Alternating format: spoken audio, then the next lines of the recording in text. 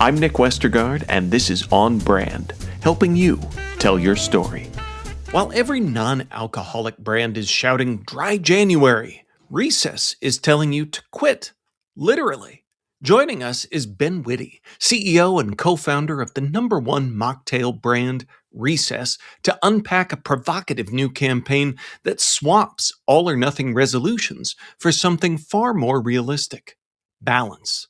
From a bold manifesto to a full-page New York Times ad titled Quitter's Day, Ben explains why going against the seasonal grain isn't risky. It's exactly why Recess is winning. My interview with Ben is coming right up. But first, Ben Witte, welcome to On Brand. Great to be with you, Nick. Excited for our conversation. I am excited to chat, and because we're talking Recess mocktail fun, I am going to open a can, which you and the team so kindly sent me. Yeah, I went with Island Spritz because I'm in cold Iowa, and we're going to go with some manifesting. Here we go. For all the audiophiles out there. So you have been turning a lot of heads with this new campaign because, again, Dry January is kind of like the Super Bowl for NA mocktail brands. And you've decided to kind of zig where others are zagging. Talk us through this bold move. Yeah. Well, it starts with, basically an observation from, our consumer, the Recess consumer base that kind of led to me saying for the past, 5 years or so that, I don't like this term sober curious because I think while there are more people that are not drinking at all, the much bigger trend is moderation, not elimination. And I think for a vast majority of people are drinking fewer drinks per week and fewer drinks per night, and oftentimes shifting off between alcohol and non-alc drinks within the same night, right? So as a result of that, I don't think the term sober curious is actually appropriate and is reflective of the major trend that's driven this whole conversation on like the death of alcohol, that's been in the news over the past couple of years, which I think is dramatically overstated. I think there's a reduction in the consumption of alcohol, and people are moderating their consumption and, like I said, drinking fewer drinks per week and fewer drinks per night. And that's a huge shift for the alcohol industry, right? But I think the idea that everyone is going to be sober and stop drinking entirely is not reflective of reality. And so that, I'd say, insight and observation about the actual trend that was going on here led to a lot of, our product positioning and kind of brand architecture. So, with our, mocktail line, Recess mocktail line that we launched in 2023, which consists of, a non-alcoholic margarita, Paloma, tropical spritz, Cosmo, Moscow Mule, Mojito. The premise is tastes like your favorite cocktail without the alcohol and enhanced with functional ingredients that can deliver kind of a balanced buzz or a relaxing effect. Some of the good parts of the feeling that alcohol can deliver without the downsides. We use taglines like craft mocktails for alcohol-free moments, a drink for when you don't want one, a mocktail in between your cocktails, right? And then, from where we showed up, like we would activate at music festivals and concert venues and, bars, right? Places where alcohol is being served. And oftentimes people just want, a drink in between drinks. And so that has, been how we've been positioning the brand and, viewing the actual consumer trends and, consumption and lifestyle habits, which are shifting, consumption of alcohol. And so when it came to Dry January, this year's Dry January, and especially because I think we've seen the rise of the rise of alcohol moderation really grow dramatically over the past few years. Given that, I think the need for Dry January is actually less, right? If people are overall moderating their consumption of alcohol, then the need to take a month off, really I think is less necessary. And so, that's some of the background that led kind of to, that led us to, this campaign, which I can speak about next. But I figured I'd kind of start with kind of where we came from and kind of the observations, that led to our strategy.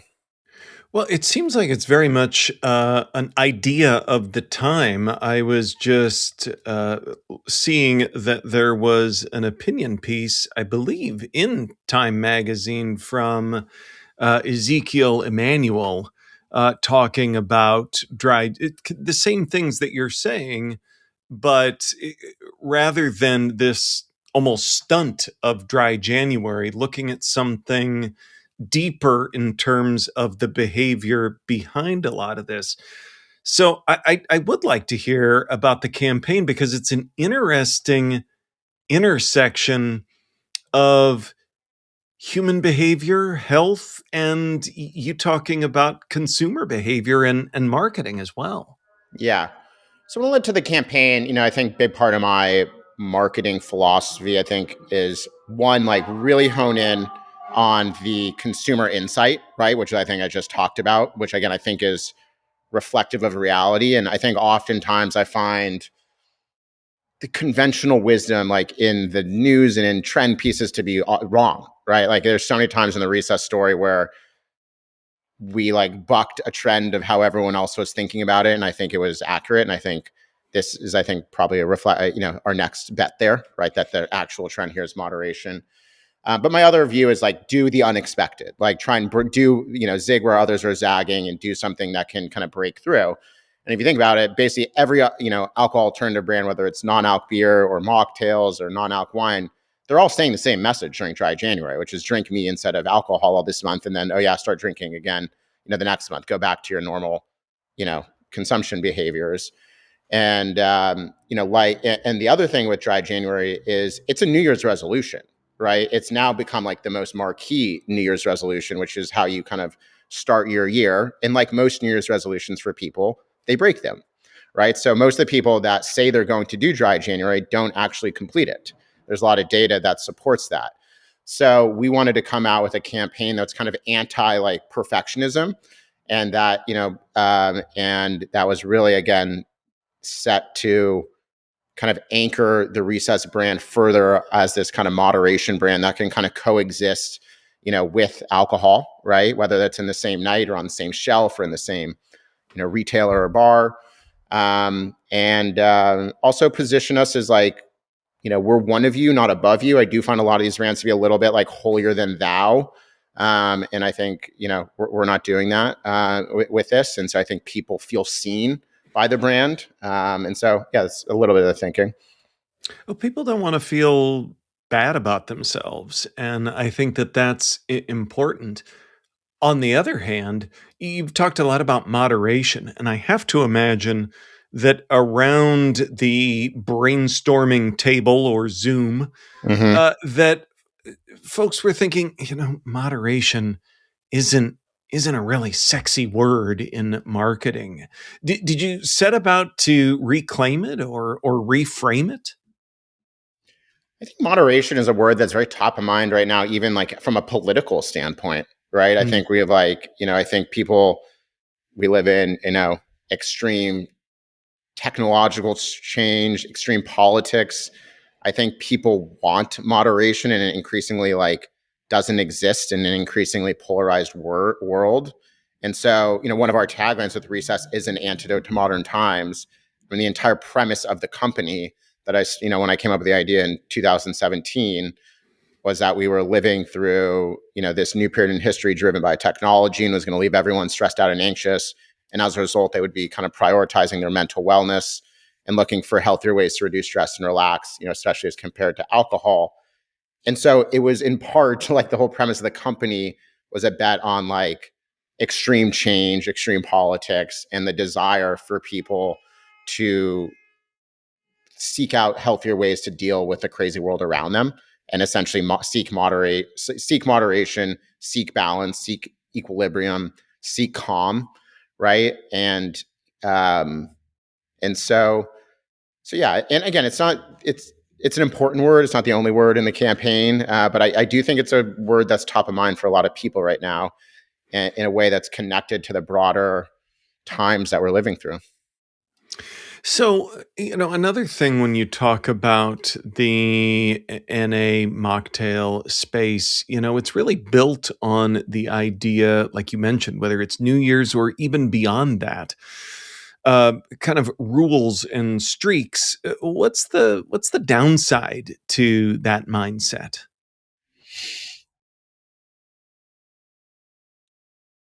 Um, I don't think it's reflective of reality and people's actions. Is one. I think this is like we're meeting people where they are, which is I do think alcohol and going out and socializing, whether it's at again a friend's house and dinner party, and you want to have a glass of wine or two, or meeting friends at a bar for a drink. Like I do think alcohol serves an important purpose in people's lives, right? And it does act as a constructive social lubricant. And I think to deny that is misguided. And I think people talk a lot about the Gen Z like loneliness epidemic. Well, they're probably not socializing enough, and Right. right. And I think alcohol can play a role in that. And so I think what we're saying is what everyone's ultimately striving for is to be again in control, calm, mentally sharp, confident, right? And I think that requires adding new types of products and ingredients to your life and reducing. On Brand will be right back after this.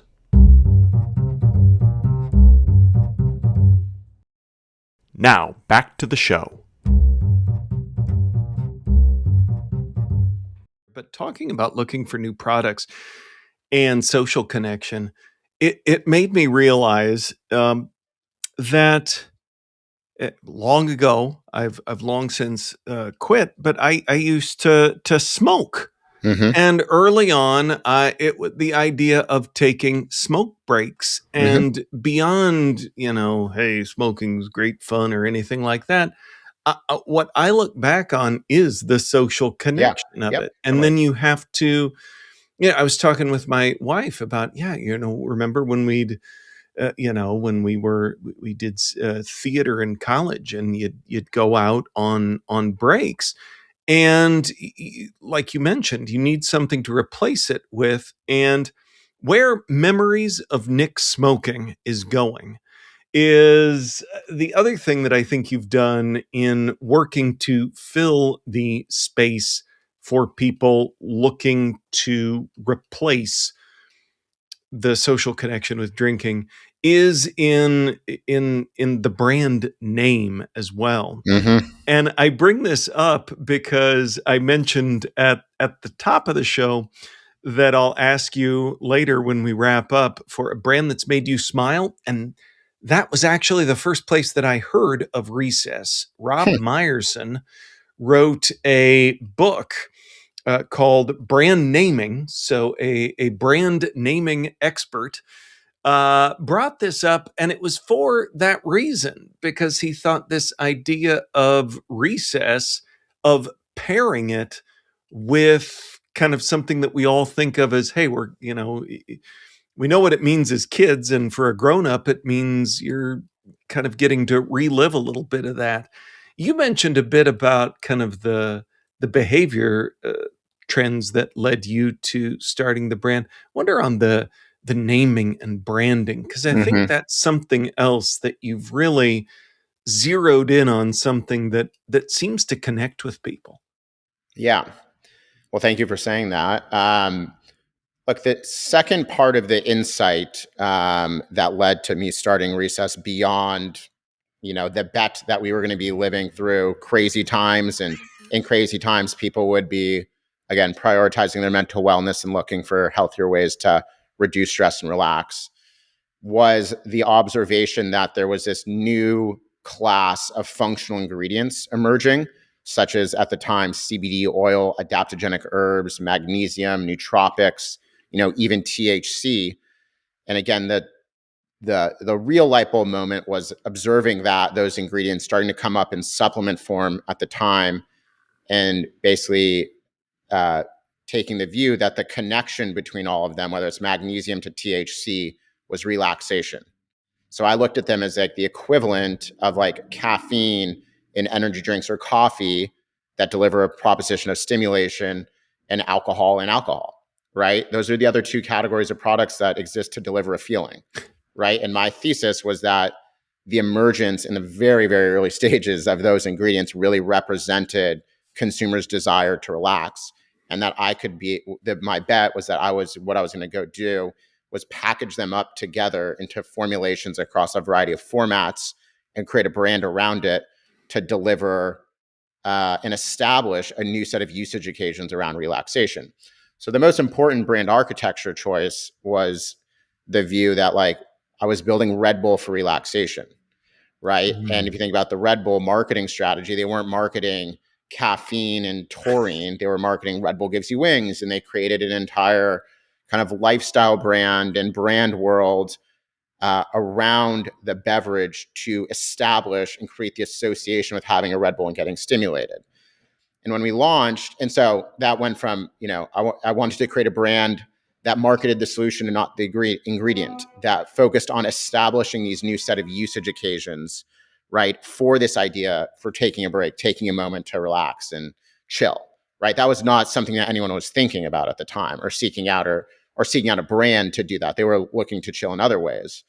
And so, I look at, I'm a big believer in narrative driven brands, right? The Recess narrative story from day one is an antidote to modern times. Take a recess so they can feel calm, cool, collected. That's been the tagline from the beginning. And we built an entire platform that's connected under that idea. And so yeah, and then I think that's a lot of the key thinking that kind of went into the philosophy of the brand, architecture and name and narrative. Well, I think it's a great answer because it's not just, I know I zeroed in on the name, but it's really, like you said, a bigger platform and idea structure for taking people through this experience as well. You've grown to become a leader in this space. And one of the challenges of leadership is, kind of coming full circle back to something like Dry January and saying, you know what, everybody's doing this. It's as a leader, it's can be pretty scary to, okay, you know what, we're not going to do that, and or do that in the same way, or observe this. So how do you know when it's time as a leader in a new and emerging, not new, but definitely a growing high growth space, um when you know it's time to push on the status quo a little bit? Mm-hmm. I mean, I just am one of my, I kind of came from Silicon Valley. I didn't come from the CPG industry. And I was a big, one of my beliefs is just the conventional wisdom is often just so wrong. And that the best ideas are just secrets hidden in plain sight. Right. And there's so many times along the Recess journey where, lots of people are telling me you're a CBD beverage brand. Why aren't you marketing CBD in the early days? Right. I'm like, I've never heard anyone call Red Bull a caffeine company. Or they would call this the CBD beverage category. I'm like, all I'm seeing the consumer, and this like in 2018, 2019, when we launched, now our original CBD line is like 1% of our sales. But I'm like, all consumers are talking about how this helps them relax and replace a glass of wine in the evening and chilling. They're not even talking about the functional ingredients, right? And then when I bet on magnesium, which was an incredible bet, we really catalyzed the magnesium space. Like that was a secret hidden in plain sight that no one was talking about. And like, I think this is just obviously this is, a similar bet, which is like the big trend here is moderation, right? I'm not saying that there's not a growing number of people that are sober, and they're a big part of our customer base, and we're not like saying anything's wrong with that. We just think the bigger market that a majority of people are transitioning to, and that actually can make a huge impact in the quality of life of people and the world, is just moderating, right? Like I think that's a huge if people are less hungover and more in control and don't do as dumb stuff when they're drunk, like that's a huge positive impact on the world, right? And so trying to get everyone to go sober, I feel like is probably a stretch. And again, we're not saying anything's wrong with that. We support that, and you know, many of our customer base is sober, and we cater to them, but we want to be an inclusive brand to as many people as possible. Because it's certainly a part of it, but you're really looking for the bigger conversation, and I loved your way into that of the conventional wisdom, whether it's you have to do this, you have to do that, you have to call it a CBD drink, and I think Red Bull is a great example, and it almost sounds like that's kind of been a touchstone for you Yes, along the way too, and I find that really useful in building a brand, even if to take something and say, what if we were the yes, Red Bull of this space? And it really identifies and clarifies probably a lot when it comes to your strategy as well. absolutely. So as you are looking ahead, you've talked a lot about, seeing kind of the behavior and where that might be going, and people needing to take care of themselves. You talked about the big bet on magnesium, and now with the kind of redefining, recalibrating around dry January, where do you see things going when it comes to uh, the space and your brand? Look, I think the alcohol for our I've defined the space as the relaxation space, like the usage occasion for recess as an alcohol alternative is only one of the usage occasions, right? It's probably the largest, but it's certainly not the only. Many people would drink like a recess mood or other or magnesium based product line, in the afternoon, like instead of a second or third cup of coffee, to get into to kind of focus and to reset, to kind of get into a flow state while working. A lot of people will drink it, with lunch or, before bed, right? We have powders. A lot of people will actually take those in the morning to kind of start their day calm. And so I think another key insight we had, which is that I think the trend of, alcohol moderation is, and a desire to improve sleep and like the rise of sleep supplements and stress relief supplements are actually all connected and are really downstream from a consumer's focus on mental well-being, right? And they're making a large number of kind of diet and lifestyle changes to ultimately feel, again, more calm, more balanced, more in control, and as a result, kind of more um, productive and, happy in their, personal lives. And so we are a brand that's fascinating because we can sell in a yoga and meditation studio and in a nightclub.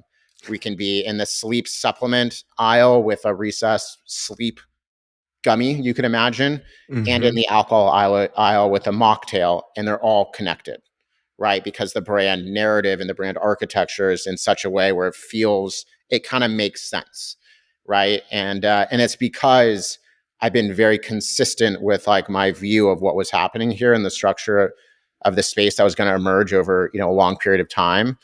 And so, yeah, I think I look at the framing of the broad space as where I had this view of like if the past 30 years saw the rise of stimulation, the next 30 years would see the rise of relaxation. Right. That was my thesis in like 2017.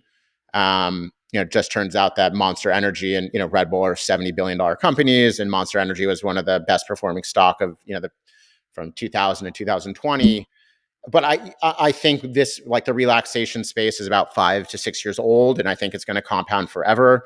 There's just no scenario I can think of where people are going to be less stressed out in the future than they are today, right? For better or worse. Safe bet. And so I think again, I think we're still in the relatively early stages of this space's emergence, but I think it's just becoming more mainstream, and these are becoming real dedicated categories at retail. And again, I think there's a tremendous amount of room for to go from here. Well, you have made me smile many times throughout our conversation. I mentioned Rob Meyerson's smile that was the Recess brand itself. Now it is my opportunity to get to ask you, Ben, for a brand that has made you smile recently. A campaign I liked was over Thanksgiving. Tito's did. It was about instead of the turkey trot, it was the turkey rot. The Tito's turkey rot around like rotting on your couch. I think with a Yeah. cocktail. I thought that was a good play on obviously the opposite of, Yeah. and Yeah. so that made me smile. I thought that was a good. And again, I think it was like taking this cultural moment and like inverting it. I Mhm. think as a way like breaking through. And I'm a big believer in like social commentary. Like I would describe the Recess brand voice, like especially the Instagram in the early days, as like a social commentary on the millennial Gen Z existence, kind of speaking to the crazy times that we're living through in like a tongue-in-cheek way. And so anyways, I like kind of brands that kind of play on like a cultural moment and like invert it and take a different angle to it. So I thought that was a cool campaign. Awesome. Well, where can folks go to learn more about who you are and what you do?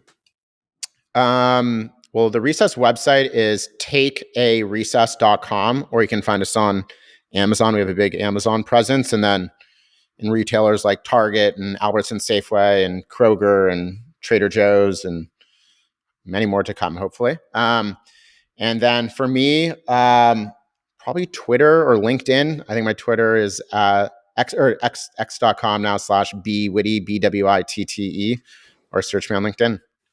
Awesome. Well, we will link up to all of that in our show notes, which folks can always find at onbrandpodcast.com. Ben Witte, thanks for being on brand with us.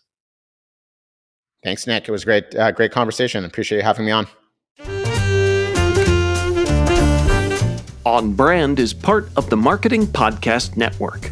If you like what you're hearing, if we've made you smile, you can always listen free on Spotify, Apple Podcasts, or whatever your favorite platform may be. And please take a moment and rate and review the podcast to help others find the show. Until next week, I'm Nick Westergaard, and I'll see you on the internet.